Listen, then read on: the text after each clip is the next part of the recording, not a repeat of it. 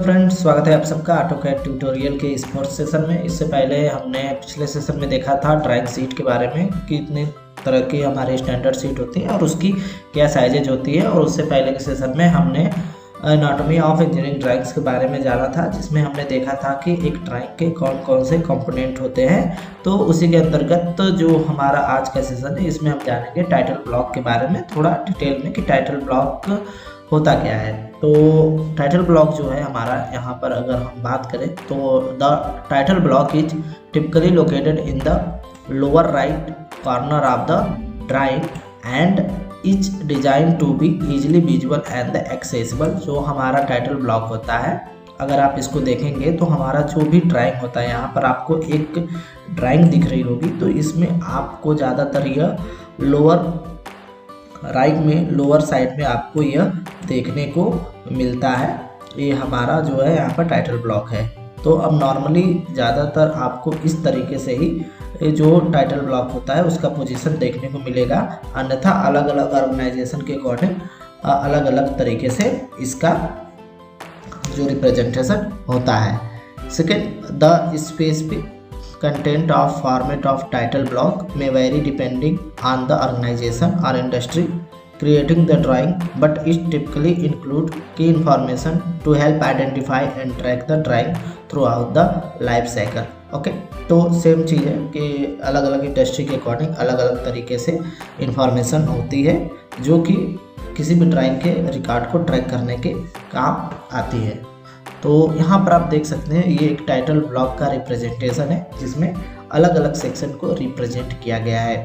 जैसे यहाँ पर आप सेक्शन को देखेंगे तो यहाँ पर आपको जो भी आपकी ड्राइंग है उसका यहाँ पर टाइटल का रिप्रेजेंट किया गया है। अगर हमने एक जो भी कंपोनेंट है उसका ड्राइंग बना रहे हैं तो उसका हम यहाँ पर एक टाइटल दे सकते हैं, जो कि एक टाइटल ब्लॉक में हमारा दिया जाता है। तो यहाँ पर हमारा हो जाएगा एक मेटल ब्लॉक जो कि टाइटल है, यहाँ पर हम यहाँ पर लिख सकते हैं। सेकंड वन, यहाँ पर आप ड्राइंग नंबर, जो भी ड्राइंग का नंबर होता है उस ड्राइंग नंबर का भी रिप्रेजेंटेशन आपको टाइटल ब्लॉक में देखने को मिलता है। इसके साथ साथ हम यहाँ पर ड्राइंग सीट स्टैंडर्ड होती है, तो कौन सी ड्राइंग का सीट आपने इस्तेमाल किया है तो उसका भी रिप्रेजेंटेशन यहाँ पर शो किया गया है। तो आप टाइटल ब्लॉक में ये सारे इंफॉर्मेशन दे भी सकते हैं और अपने स्टैंडर्ड के अकॉर्डिंग उसको नहीं भी दे सकते हैं।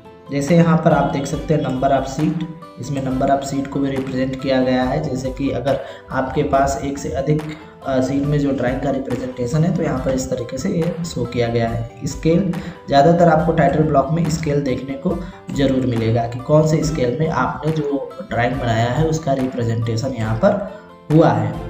ओके, इसके अलावा वेट, जो भी कंपोनेंट है उसका वेट क्या है उसका भी रिप्रेजेंटेशन आपको टाइटल ब्लॉक में देखने को मिलता है।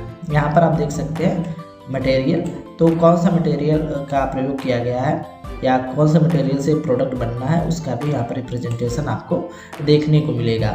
वैसे यहाँ पर ऑर्गेनाइजेशन नेम भी रहता है, जिससे मालूम चलता है कि यह जो ड्राइंग है इसका प्रिपरेशन कौन सा ऑर्गेनाइजेशन द्वारा किया गया है। इसके अलावा अगर मोस्ट इम्पॉर्टेंट सेक्शन की बात करें तो मोस्ट इम्पॉर्टेंट सेक्शन इसका होता है अप्रूवल सेक्शन। ठीक है फ्रेंड्स, तो अप्रूवल सेक्शन में आप देखते हैं कि यहाँ पर कुछ पॉइंट होता है, जैसे कि यहाँ पर आप देखेंगे ड्रॉन, और यहाँ पर चेक्ड का होता है कॉलम, यहाँ पर अप्रूव्ड का होता है, मैन्युफैक्चरिंग का होता है, क्वालिटी एश्योरेंस का होता है। प्लस यहाँ पर आप देख रहे होंगे कि यहाँ पर नेम, सिग्नेचर और डेट भी रिप्रेजेंट किया गया है। यानी कि इस कॉलम में ये मालूम चलता है कि ड्राइंग किसके द्वारा बनाई गई है और किस डेट में बनाई गई है, किसके द्वारा चेक की गई है, किस डेट में चेक की गई है, अप्रूव किसने किया है, और मैन्युफैक्चरिंग का क्या यहाँ पर स्टेटस रहा है, और क्वालिटी का जो एश्योरेंस है, क्वालिटी चेक किसने किया, वो सारा डिटेल यहाँ पर आता है, जिससे आप किसी भी ड्राइंग जो प्रिपेयर हुई है उसका आप रिकॉर्ड यहाँ से फाइंड आउट कर सकते हैं।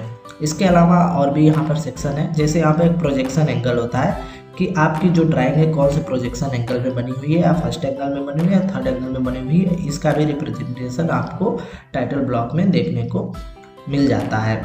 ये सारे जो इंक्लूडेड होती है टाइटल ब्लॉक के अंतर्गत आपको देखने को मिलेगा। यहाँ पर आप देखेंगे कि यहाँ पर नोट्स होते हैं, जैसे कि हमने पिछले सेशन में देखा था इंट्रोडक्शन में कि नोट्स कितने तरीके के नोट्स होते हैं, जैसे कि मटेरियल से रिलेटेड, सेफ्टी से रिलेटेड या डायमेंशन से रिलेटेड यहाँ पर नोट्स होते हैं, जो कि यहाँ पर मेंशन किए जा सकते हैं आपके टाइटल ब्लॉक में। मटेरियल फिनिश, क्या फिनिश ग्रेड रहेगा मटेरियल का, वो भी आपको टाइटल ब्लॉक में यहाँ देखने को मिलता है। नोट्स के यहाँ पर और भी सेक्शन हो सकते हैं जहाँ पर आप अलग अलग तरीके से अलग अलग नोट को आप यहाँ पर दे सकते हैं। जैसे रिवीजन ब्लॉक, किसी भी टाइटल ब्लॉक में आपको रिवीजन ब्लॉक भी देखने को मिलते हैं, ताकि अगर किसी भी ड्राइंग बनी अगर उसमें रिवीजन हुआ है तो उसके रिकॉर्ड को आप ट्रैक कर सकें।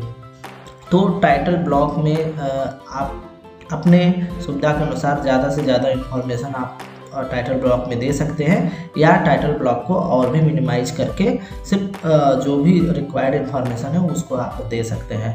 तो टाइटल ब्लॉक का मेन पर्पज़ यही होता है कि जो हमारी ड्राइंग बनी हुई है उसके हम जो भी इम्पोर्टेंट पॉइंट है उसको हम एक जगह पर लिख सकें, और बाय द वे जब उसको ट्रैक करने की बात आए तो हम जो भी उसमें चीज़ें हुई है या रिविजन्स हुआ है या किसके द्वारा बनाया गया है, तो इसको हम जब चाहे इसको हम ट्रैक कर सकते हैं। तो फ्रेंड्स, आज की वीडियो में इतना ही। नेक्स्ट वीडियो में हम देखेंगे दूसरे टॉपिक के बारे में। Thank you.